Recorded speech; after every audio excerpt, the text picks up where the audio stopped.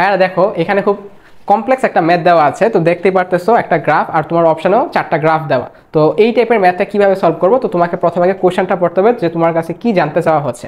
তো কোশ্চেনটা তুমি যদি পড়ো দেখবা তোমাকে অনেক বিশাল একটা ইনফরমেশন দেওয়া, তার সাথে গ্রাফ দেওয়া, এবং লাস্টে তোমাকে বলতেছে গতি শক্তির সর্বোচ্চ ও সর্বনিম্ন মান বনাম সময় সূচক গ্রাফ কোনটি, অর্থাৎ তোমার গতি শক্তির সাথে সময়ের গ্রাফ কোনটি। তাহলে আমি তোমাকে বলে রাখি ভাইয়া, গতি শক্তির গ্রাফ যখনই আমরা দেখবো আমাকে প্রথমে লক্ষ্য রাখতে হবে কি যে একটা গ্রাফের এই যে দেখো এই গ্রাফটার যতগুলো তোমরা গ্রাফ দেখবা তার ওয়াই অক্ষের যে ঋণাত্মক সাইড থাকবে ওদিকে কিছুই থাকবে না, তোমাদের জন্য অ্যাটলিস্ট দেওয়া থাকবে না।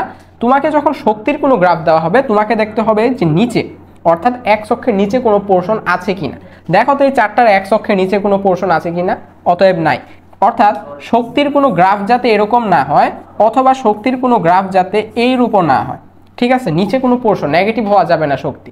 ডান, একটা কনসেপ্ট বিল্ড আপ হলো। নাম্বার 2, সবাই কিন্তু তাহলে এই যে কনসেপ্টটা যে তারা নেগেটিভ ভ্যালু কেউ দিচ্ছে না, এর মানে এটা নিয়ে আমাকে আর চিন্তা করতে হবে না। নাম্বার 2, আমাকে যে শর্ট ট্রিক্সটা মনে রাখতে হবে, বিভব শক্তি, যখনই বিভব শক্তি আসবে বিভব শক্তির গ্রাফ সবসময় বস্তুর সরণ, অর্থাৎ কোনো সরল ছন্দিত গতিতে ছন্দিত কোনো বস্তু কণার যে সরণ বনাম সময়ের গ্রাফ আছে সরাসরি ওই গ্রাফকে ফলো করবে কে, বিভব শক্তি। আর গতিশক্তি কি করবে, গতিশক্তি তার উল্টা কাজটা করবে। আমাকে যখনই গতিশক্তির কথা বলবে, গতিশক্তি হচ্ছে কোনো বস্তু সরল ছন্দিত গতিতে যদি গতিশীল হয় তার সরণ বনাম সময়, এটা কি বনাম, এই যেটা সরণ বনাম সময় লেখচিত্র, এই লেখচিত্রের উল্টা হবে। বিভব শক্তি সরাসরি এটাকে ফলো করবে আর গতিশক্তি ঠিক তার উল্টা হবে।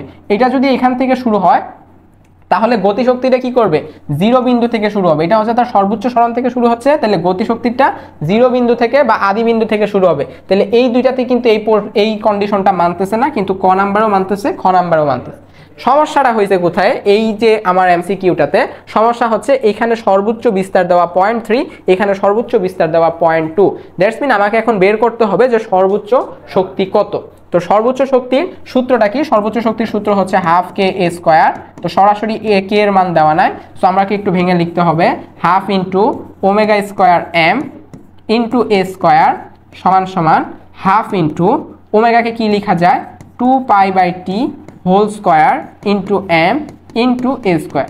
এখন তুমি জাস্ট মানটা নির্ণয় করো, মান নির্ণয় করলে কি আসে, এটা হচ্ছে হাফ ইন্টু 2 দুগুণা, এটা ডিরেক্ট বসাই দেই, উপরে হচ্ছে 2π, নিচে হচ্ছে আমার টি। প্রশ্ন হচ্ছে টি কত, পর্যায়কাল কত। পর্যায়কাল তুমি দেখবা হচ্ছে এই গ্রাফ থেকে, এই গ্রাফটা একদম শুরু থেকে এখান থেকে শুরু হয়েছে না, তাহলে দেখো যেটা সে আবার সর্বোচ্চ বিন্দুতে কখন যাচ্ছে, এই জায়গাতে যাচ্ছে।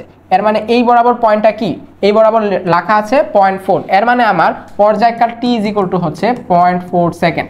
এটাই হচ্ছে টি এর ভ্যালু। তাহলে টি এর ভ্যালুটা বসাই দিই, 0.4 হোল স্কোয়ার ইন্টু এম এর মান দেখো প্রশ্নেই দেওয়া আছে, এম এর মান কোথায়, 0.25 ইন্টু লাস্টে হচ্ছে এ কত হবে এখানে, এ হচ্ছে 0.08 অর্থাৎ 0.08 হোল স্কোয়ার। আচ্ছা, এটার যা ভ্যালু আসতেছে 0.1973, দ্যাটস মিন এটাকে বলা যায় 0.2 কোনটায় আছে, গ নাম্বারে, এর মানে আনসার হচ্ছে গ নাম্বার। বোঝা গেছে কত কমপ্লেক্স একটা ম্যাথ আমরা স্টেপ বাই স্টেপ সলভ করে ফেলছি।